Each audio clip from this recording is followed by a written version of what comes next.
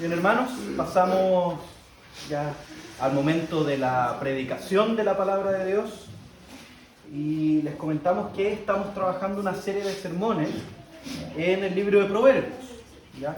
No es que estemos avanzando secuencialmente en el libro, primero el capítulo 1, después el 2 y así sucesivamente, sino que estamos tomando algunos elementos específicos que puedan servirnos precisamente en esto, para vivir en el mundo de Dios, comprendiendo que este mundo a Dios le pertenece, Dios lo ha creado y Él ha establecido cómo vivir en Él. Y de hecho, también ha establecido cómo vivir en este mundo, considerando que hace mucho tiempo atrás ocurrió una caída, que Adán y Eva comieron de un fruto y esto generó que todo este mundo se viera afectado por el pecado, afectado por la caída. Y es por eso que el día de hoy nosotros vamos a trabajar con el capítulo 7 de Proverbios. Capítulo 7 del libro de Proverbios.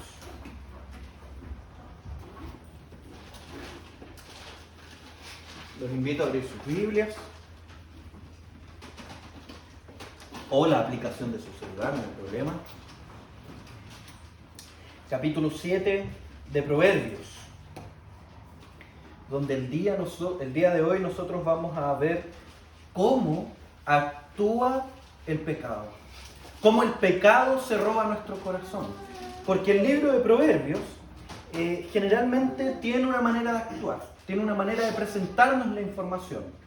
De una forma poética, él nos habla de, por ejemplo, el hombre insensato y el hombre sabio, o de la mujer sabiduría, o la mujer, que los niños se tapen los oídos, la mujer, ustedes saben, engañosa, digámosle así.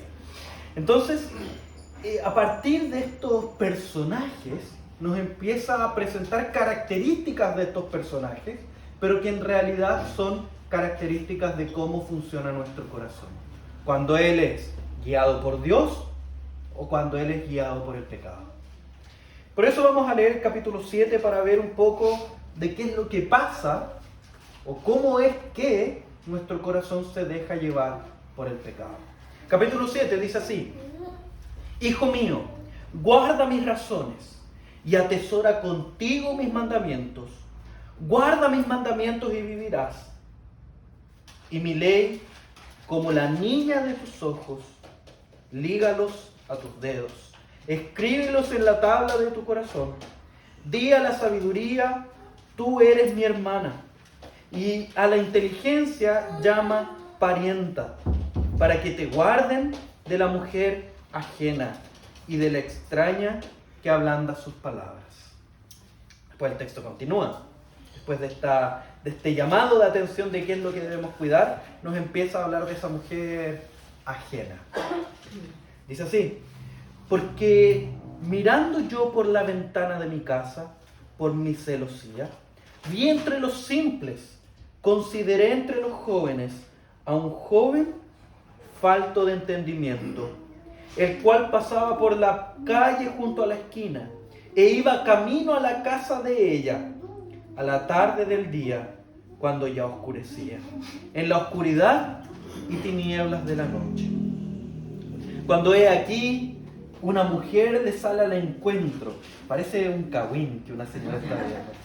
He aquí, una mujer le sale al encuentro con atavío de ramera y astuta de corazón, alborotadora y rencillosa. Sus pies no pueden estar en casa. Unas veces está en la calle, otras veces en las plazas, acechando por todas las esquinas.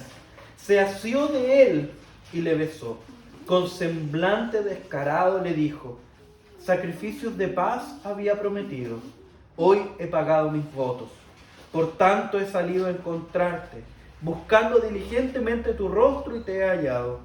He adornado mi cama con colchas, recamadas con cordoncillo de Egipto. He perfumado mi cámara con mirra, aloes y canela.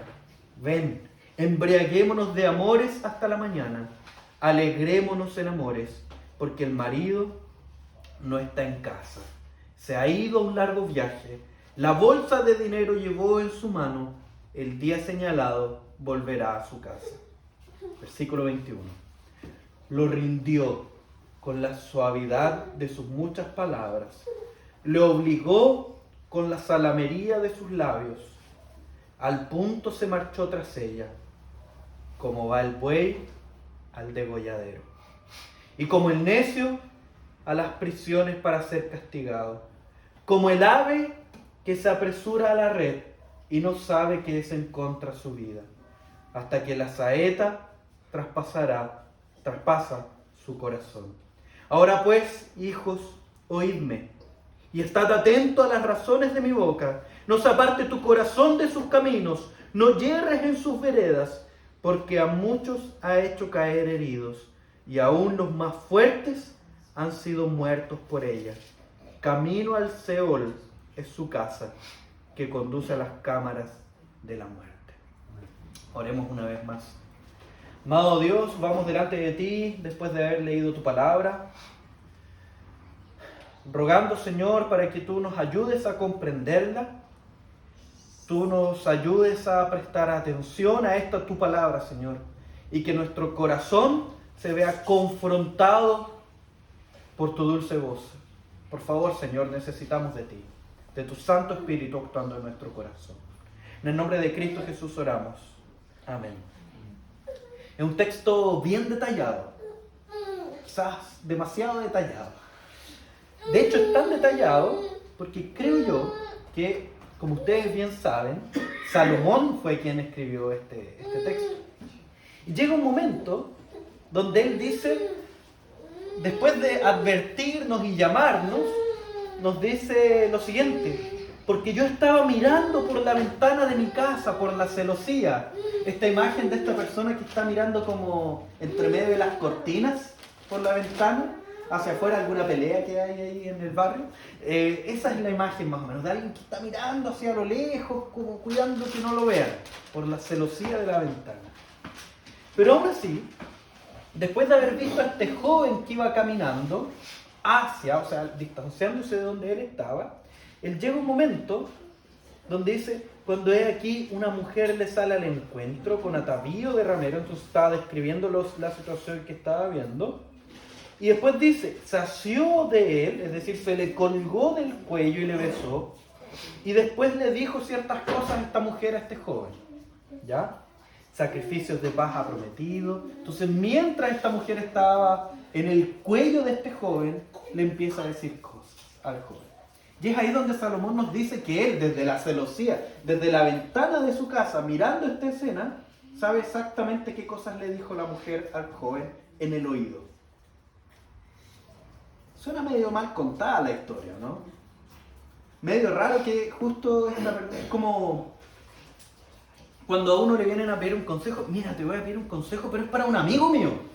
Y él está sufriendo esto y nos empiezan a detallar con demasiado detalle qué es lo que está pasando. Entonces, no es nada para un amigo, parece. Entonces parece ser que Salomón nos está contando una historia vivida por él, pero como él usa esta historia precisamente para mostrarnos cómo el pecado actúa en nuestro corazón. Entonces, por eso, en los primeros 5 versículos, lo que hace Salomón es llamarnos, entregarnos esta advertencia de cuidar de nuestro corazón, de escribir en las tablas de nuestro corazón esta historia. De buscar la sabiduría es conocer cómo actúa el enemigo.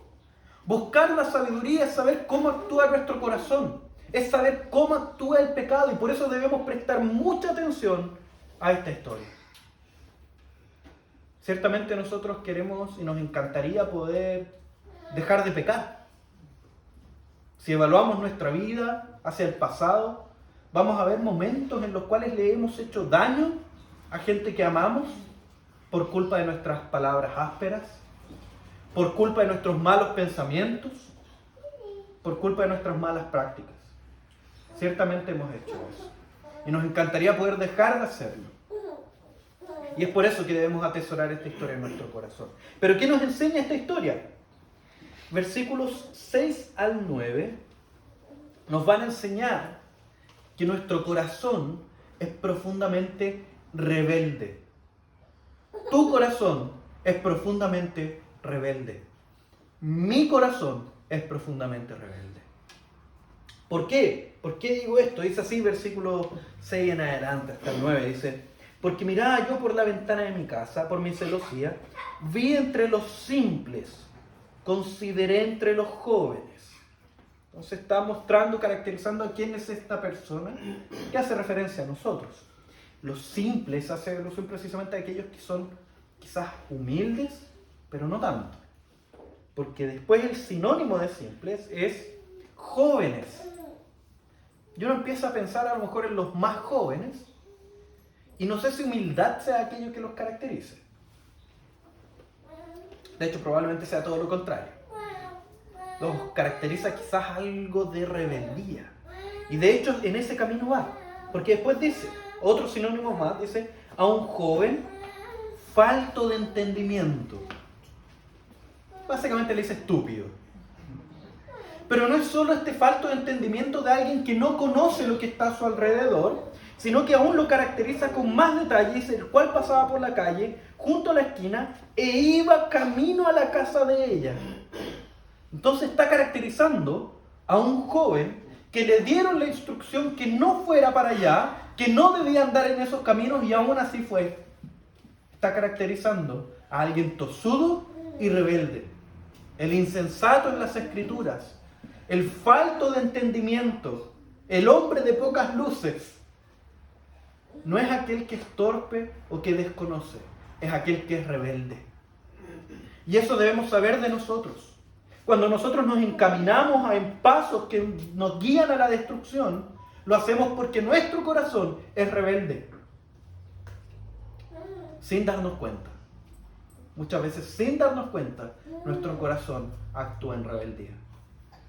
Nuestro corazón no es distinto al corazón del niño que raya toda la pared, está todo rayado, tiene un plumón en su mano, y luego de que los papás le preguntan qué pasó acá, él dice, no sé, yo no fui.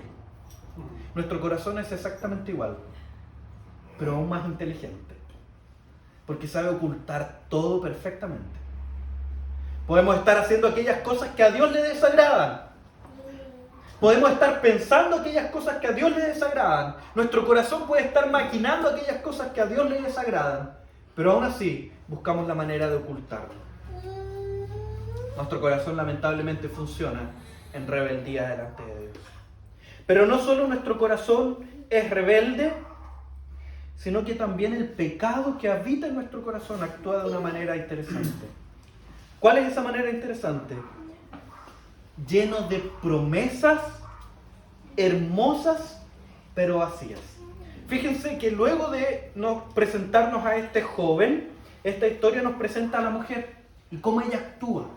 Entonces, imagínense cómo se mezcla esta combinación explosiva. Un joven rebelde y una mujer que actúa con palabras que son muy llamativas e incluso hermosas. Dice así: cuando he aquí, versículo 10, una mujer sale al encuentro con atavío de ramera y astuta de corazón, alborotadora y rencillosa, sus pies no pueden estar en casa, una vez está en la calle, otras veces en las plazas, acechando en todas las esquinas. Entonces fíjense, la caracterización de esta mujer es alborotadora y rencillosa. Es alguien que trae problemas por donde anda. Ciertamente conocemos a alguien así. Pero básicamente es eso, alguien que trae problemas por donde anda. Y recordemos, está hablando de manera poética para referirse a cómo actúa el pecado. El pecado, ya nos anuncia esta palabra, que el pecado trae problemas a nuestra vida. El pecado trae problemas a nuestro corazón. El pecado trae problemas a cada uno de los pasos que nosotros damos. Pero fíjense después cómo la caracteriza. Versículo 13.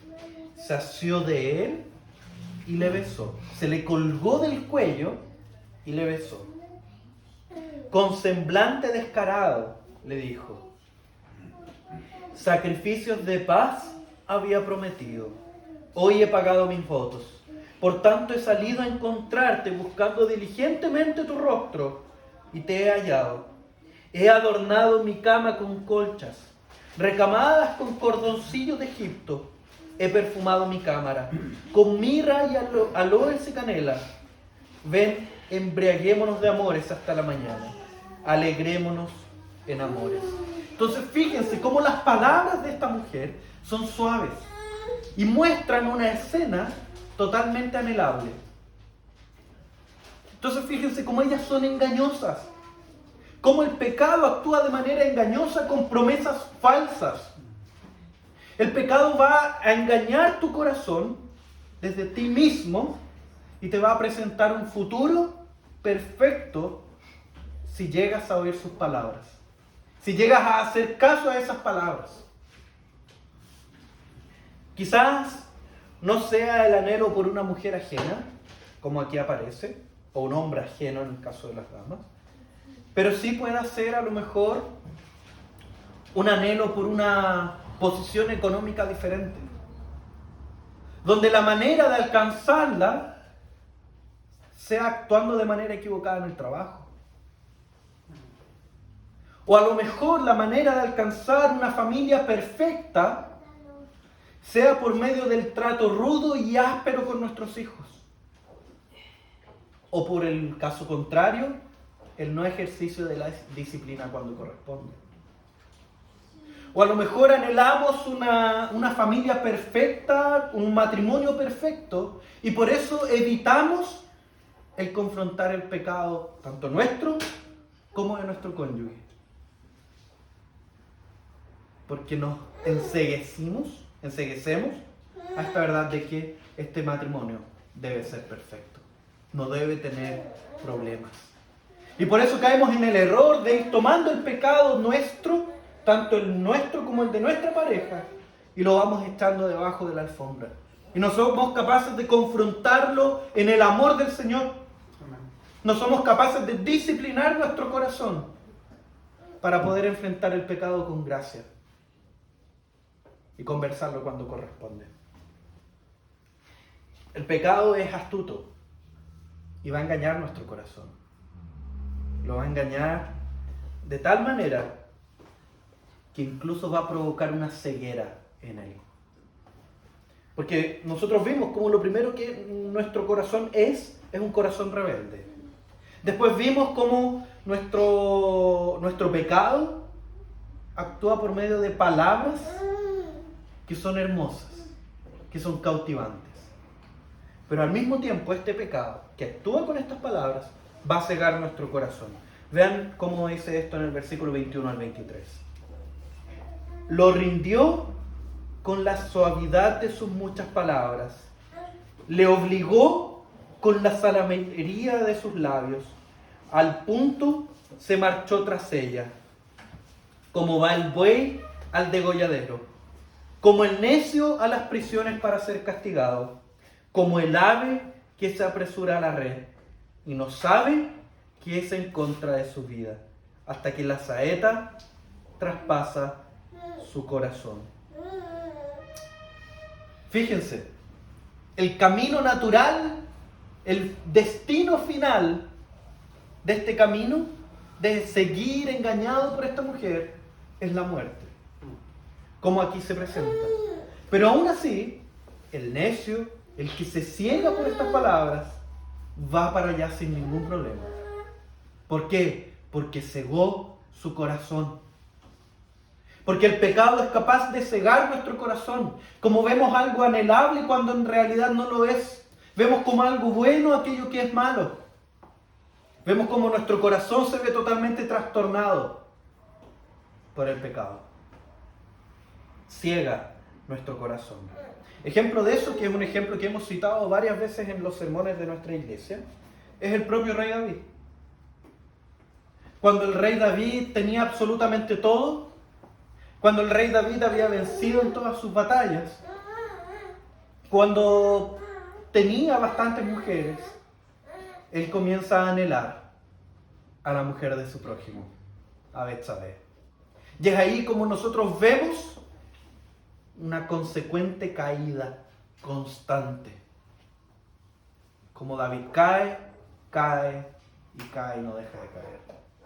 Y es ahí donde la tristeza se apodera de su corazón por causa del pecado. Es ahí donde nosotros, a pesar de ver el perdón de Dios, vemos las consecuencias del pecado. Vemos la muerte de sus hijos, vemos la soledad en su vida, donde él termina como un hombre viejo, donde le tienen que llevar mujeres obligadas para que él no se muera de frío. Es alguien que nadie quiere estar cerca de él. ¿Por qué? Porque el pecado lo encegueció.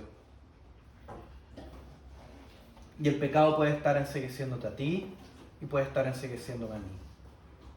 Y por eso somos llamados a estar alerta en este momento, a evaluar nuestro corazón, evaluar nuestros pasos hacia el pasado y hacia el presente, para que no seamos consumidos por él. ¿Por qué? Porque podemos estar siendo bueyes que van al degolladero. Podemos ser este pájaro que se apresura a la red y no se da cuenta hasta que está muerto.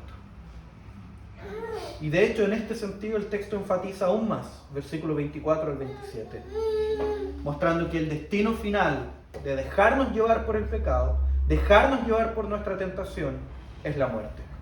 Ahora pues, hijos, oídme, y estad atentos a las razones de mi boca.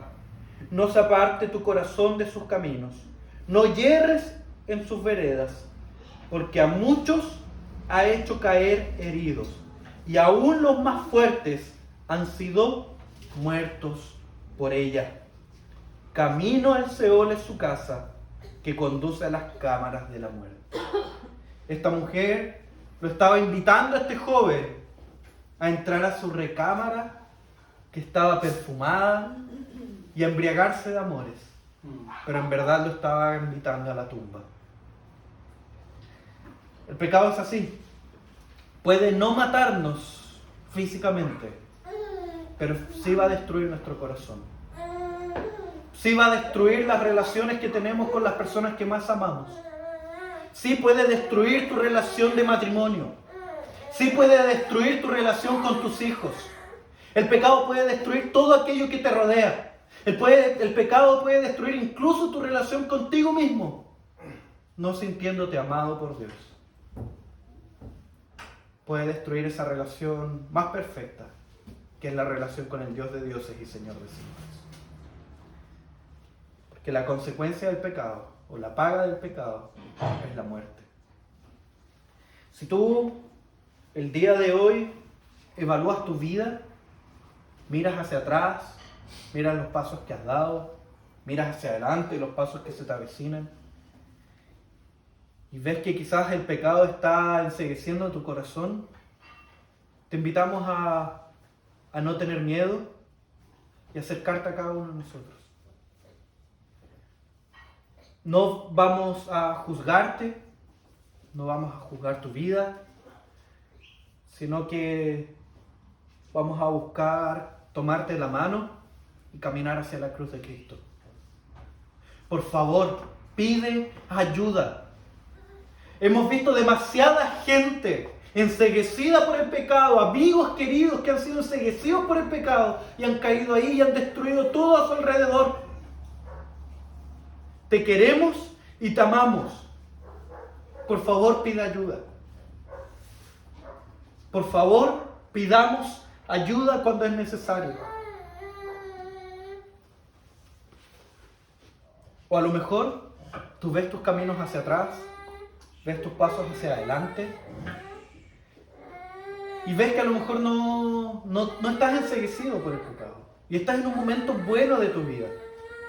Te invito aún así a estar atento, porque el mismo texto dice: porque a muchos ha hecho caer heridos y aún los más fuertes han sido muertos por ella. El que esté firme, mire que no caiga. Si tú el día de hoy estás firme, te invito, por un lado, a levantar a aquellos que están débiles, a aquellos que necesitan del amor de Cristo, del amor de la cruz de Cristo, y también te invito a cuidar tu corazón. Porque al final de todo podemos quizás terminar este sermón como un sermón triste, que habla del dolor que puede haber en nuestro corazón. Pero no es así, porque en nuestra debilidad la gracia es perfeccionada. En nuestra debilidad la obra de Cristo se ve más grande. En nuestro pecado nosotros vemos que la gracia sobreabunda, como cantábamos recién. En nuestra maldad, en nuestras caídas, en nuestras imperfecciones, la perfección de Cristo se ve aún más grande porque Él ha muerto en una cruz por cada uno de nosotros. Y así como David fue limpiado de su pecado, fue limpiado de su maldad, así como el pecado de David fue arrojado a lo más profundo del mar y ahí Dios se olvidó de él, de la misma forma, nuestro pecado, nuestra maldad son arrojadas a lo más profundo del mar, gracias a la cruz de Cristo, y ahí Dios se olvida de ellos. Y es así como podemos ir delante de Dios y adorarle con recto corazón, porque Cristo ha muerto por cada uno de nosotros. Y esa es nuestra alegría, esa es nuestra confianza. Él es nuestra roca eterna. Los invito a orar delante de nuestro Dios. Oremos. Amado Padre Celestial, vamos delante de ti, Señor, sabiendo que el pecado, que las tentaciones de la carne son un cruel enemigo, un fuerte y poderoso enemigo. Pero aún así, sabiendo esto, Padre, vamos delante de ti sabiendo que tú eres aquel que reina por sobre todas las cosas, que tú eres el único todopoderoso, que tú eres el Señor de señores y Rey de reyes, que tú, oh Dios, en la obra de Cristo, eres aquel que ha muerto en una cruz. Que tu Hijo Cristo ha muerto por cada una de nuestras maldades, por cada uno de nuestros pecados, y que en esa maravillosa gracia podemos sostenernos. Que tu maravillosa mano nos levanta del más profundo agujero, Señor. Que tu maravillosa y poderosa mano nos levanta de la caída más profunda que tengamos en nuestra vida. Que tú, oh Padre, estás cuidando nuestro corazón, oh Dios, de nuestras tentaciones. Que tú, oh Padre, estás tomando nuestra mano para enseñarnos a caminar nuevamente cual retoños hijos tuyos, Señor. Por favor, cuídanos. Cuida nuestros pasos, Señor. Cuídanos de toda maldad. Purifícanos día a día, Señor, para vivir de manera digna delante de ti, Señor. Que tu maravillosa obra en Cristo deleite nuestro corazón. Que la obra del Espíritu Santo arda en nuestro ser y que de esta manera dependamos de ti, Señor. Y que la gracia de nuestro Señor Jesucristo, el amor del Padre y las consolaciones del Santo Espíritu de Dios sean con todos nosotros, con nuestras familias y con todo el pueblo de Dios esparcido sobre la faz de la tierra, desde ahora y para siempre. Amén. Los invito para terminar.